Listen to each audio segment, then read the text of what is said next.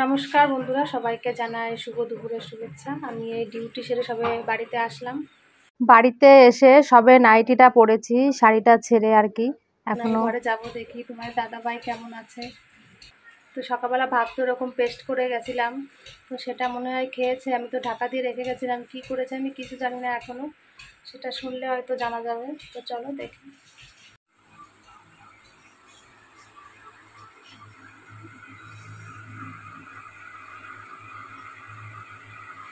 এসো না,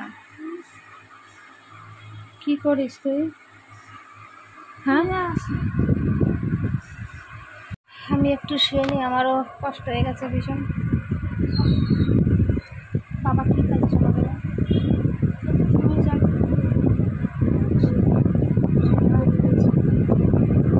বাবার কি বমি করছে না গ্যাস হয়েছে? কতবার? 3-4 বার পেটে ব্যথাও করছে বাবা।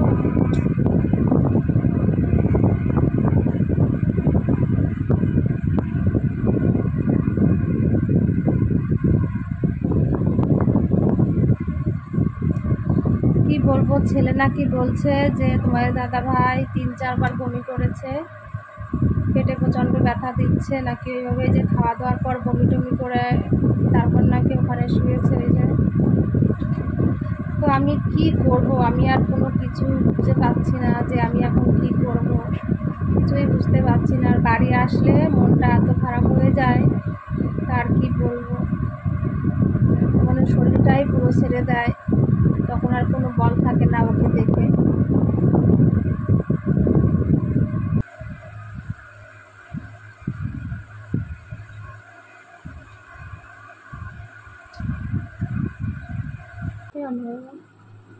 হ্যাঁ, গ্যাস হয়েছে প্রচুর। তা আজকে তো কিচ্ছু খাইনি, এগুলো খেলে তাহলে এরকম গ্যাস হলো কেন? পেটে ব্যথা করছে?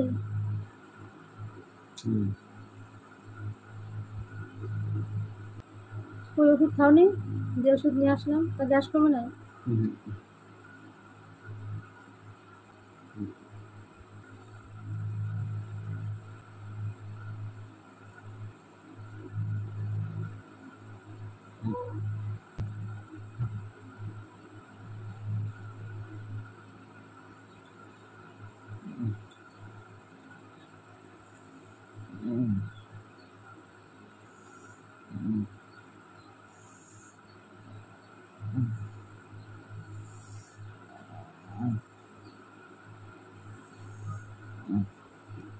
পেট ঢেলে দেবো? হ্যাঁ,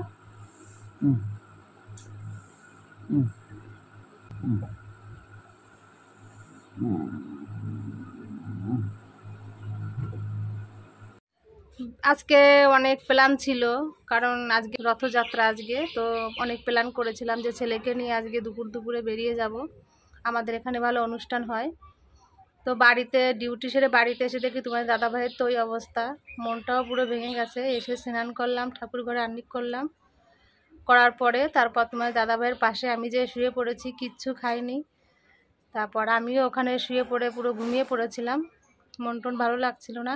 তো এখন এই 5টা বাজে, তো তোমাদের দাদা ভাই সবে উঠলো, আর আমিও উঠলাম, মানে ও স্নান করলো।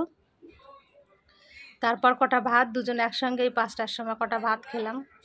এইভাবেই চলছে আমাদের জীবন আর কি। তো তোমাদের দাদা ভাই দেখো মুখটার অবস্থা, কিভাবে চোখ মুখ আবার ফুলে গেছে, সেই আগের মতন আবার অবস্থা হয়েছে। পেটে ব্যথায় প্রচণ্ড ছটফট করছে নাকি আজকে, তারপর 2-3 বার বমি করেছে আজকে।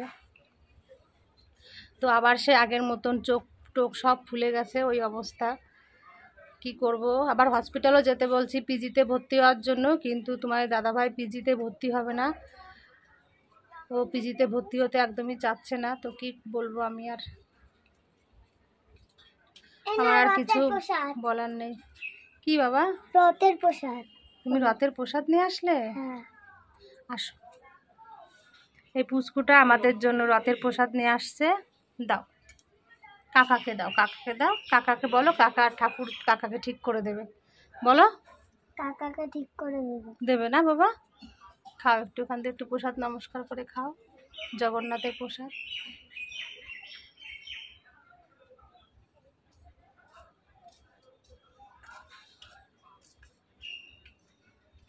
আমাদের বাড়ির পাশে একটা ছোট্ট বাচ্চা মেয়ে, ও মানে আমাদের এখানে ছোট ছোট রথ কিনে টানে রাস্তা দিয়ে আর কি।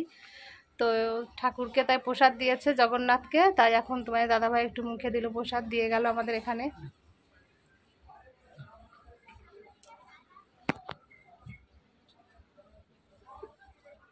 জয় জগন্নাথ, কৃপা করো। আমি খাবো না, অন্যদের দেবো।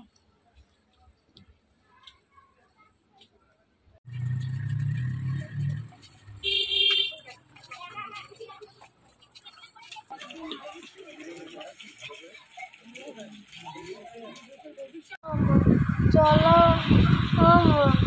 মা, মা চলো, ভালো লাগছে না একদিন।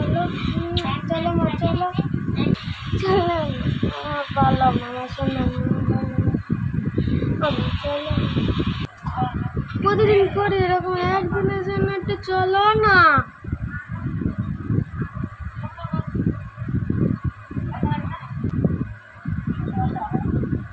মনটা তো খুব খারাপ লাগছে, তোমার দাদা ভাইয়ের শরীরটা খারাপ দেখে যেতে একদম মন চাইছে না কোথাও। তো ছেলে এত বায়না করছে যাওয়ার জন্য, তো বাধ্যতামূলক রাজি হয়েছি যেতে আর কি।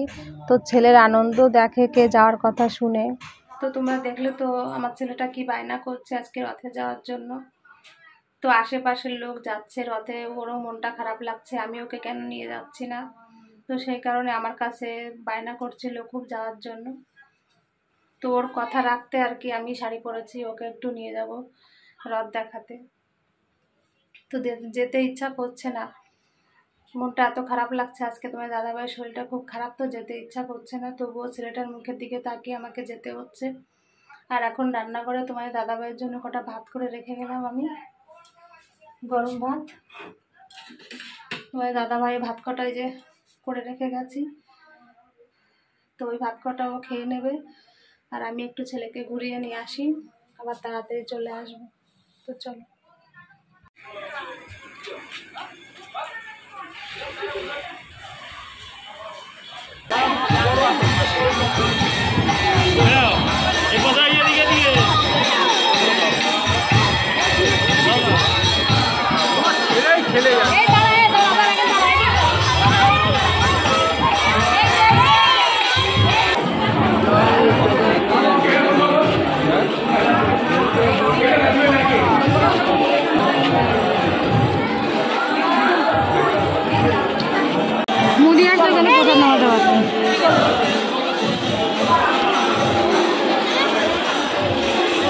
সামনে দিয়ে দিচ্ছি।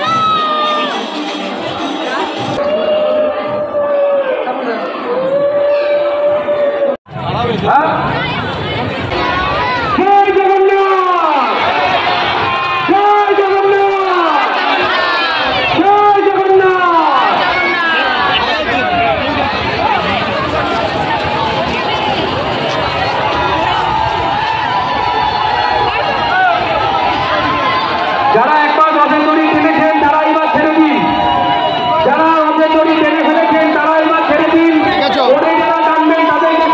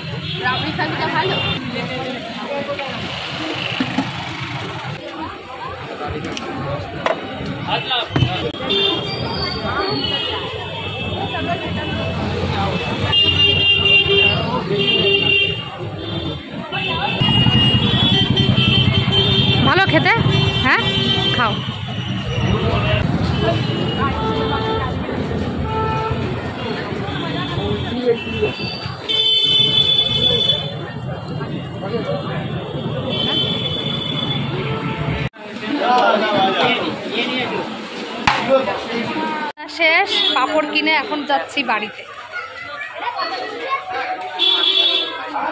রথযাত্রা মানেই হলো পাঁপড়। শান্তি বাবা বিরিয়ানি খেয়ে? খুব শান্তি না? খাও, পেট ভরে খাও আমার সোনা বাবা, খাও। তোদের জন্যই তো এত কষ্ট করি আমি, খা।